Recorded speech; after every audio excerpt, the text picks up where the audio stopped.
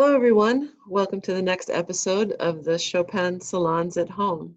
I'm Barbara Muze, the Executive Director of the Chopin Foundation, coming to you from our beautiful tropical Miami headquarters, where it's not going to be so tropical tonight with the temperatures going down into the 40s. And the one day in Miami where people can bring out their leather jackets and boots. And joining me from her home studio in Manhattan, New York, is Magdalena Baczewska, pianist, harpsichordist, educator, and most recently, the official host of the 10th National Chopin Piano Competition. Welcome, Magdalena. Thank you so much, Barbara. I've had such a wonderful time reading all the previous Chopin salons at home, and I'm happy to be here today. Well, it's great to see you again and have you participate in this episode with me.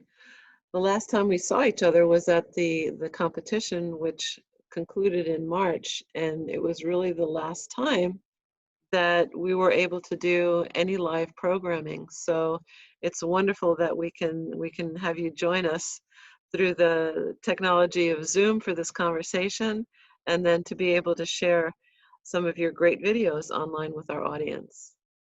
Thank you. It's such a pleasure, and the competition remains to be the highlight of my year. Pandemic or not, it was really just a thrill to be there, and not to mention the honor of being able to announce the name of the winner. It was wonderful to have you there. You definitely got to see some incredible performances by the top 6 finalists. And as I understand it, you were able, before you came down to join us at the end, you were able to watch some of the live streaming of the event from New York. Oh, yes, definitely. I was peeking in when I was still in New York. I thought that Rachel Naomi Kudo did such a great job hosting the first, second, and third round of the competition. I really also enjoyed the conversation that were had during the intermissions. And another reason why we were following all the live webcasts is because one of our students and the most recent guest in the Chopin Salon at Home, Misha Gallant, was the one we were all rooting for. He's a Columbia student, and he was in my masterclass. And I actually even remember a day when a student in my other class, the Music Humanities, emailed me saying, "Professor, I may be late for class because Misha Gallant is playing and I don't want to miss a minute of his performance." So in reply, I wrote that I will be so glad to share his performance on the big screen in the classroom with everybody so that he doesn't miss anything and everybody else gets to admire Misha's performance. So that was a very special moment to all of us. For sure. And that was the whole premise of having the competition streaming live so that folks could tune in from all over the country to cheer on their local artists and view from all over the world, actually. And we had no idea when we were doing the live stream of the competition that live streaming and online performances would then, for the rest of the year, become pretty much all that we were able to do, because the live series that we do, the Chopin for All series, just simply have to be pivoted to a different format until we can open the concert halls again comfortably. Certainly, but the quality of the videos that you have gathered through the competitions has been so high that I think that they will provide a much enjoyment for a lot of long time to come, now that it has become our modus operandi for a while. Yes. Yep, it was fortunate for us for sure to have that content. Speaking of the Chopin for All free concerts, you were actually a part of that series a few years ago back in Miami. Yes, oh my goodness, there was such a thrill. I was so excited. The first time I came, I was still a student and I came as a soloist. And I will never forget when I entered the Broward County Library where the performance took place. I was told by Viga Govert, your predecessor, that there was already a crowd assembled in front of the concert hall, and this was 3 hours before the performance, and I couldn't believe it. And that made me realize that the work of the foundation has been going on for many, many years prior to my arrival, and that this audience is not necessarily there for me alone. They're there because they trust the offering of the foundation. And I had a wonderful time with the audience during the concert and after the performance, hearing their questions and comments.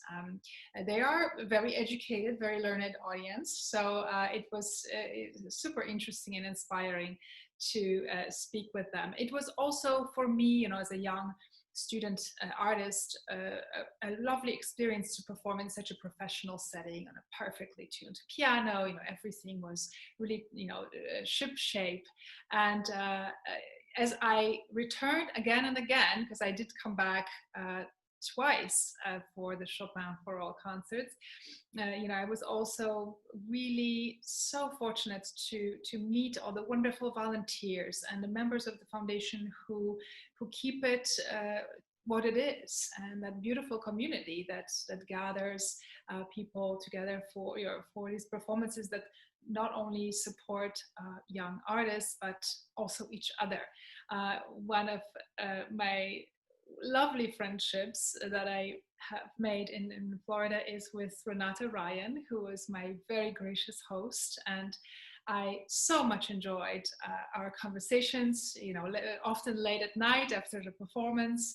And we really have become quite close, to the point where when she came to New York City, we spent a lovely afternoon together, catching up. So I can say that the foundation has helped me not only artistically, but also in terms of building wonderful friendships.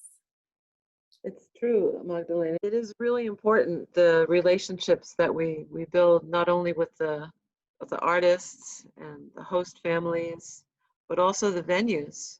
For example, the Broward County Main Library, we've been doing concerts there for well over 20 years. And even in this time where we can't bring the artists live to the library, they've partnered with the Chopin Foundation to do the Chopin for All free concerts through their online platform, and it's become part of the library's programming.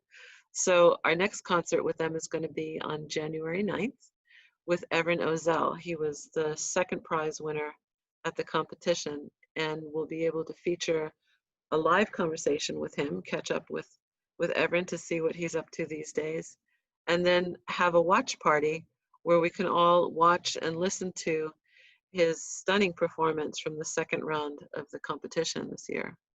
Oh, I was so glad to hear that Ebren will be featured in that evening, because I was able to tune into Chelsea Guo's feature that happened earlier from the Broward Library, and it was just so lovely to get to know her a little better and relive the thrill of her performance from Miami.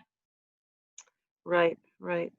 We are definitely lucky to be able to continue showcasing Chopin's music and sharing the beautiful performances from wonderful young pianists, and even through the Chopin Salon at Home platform.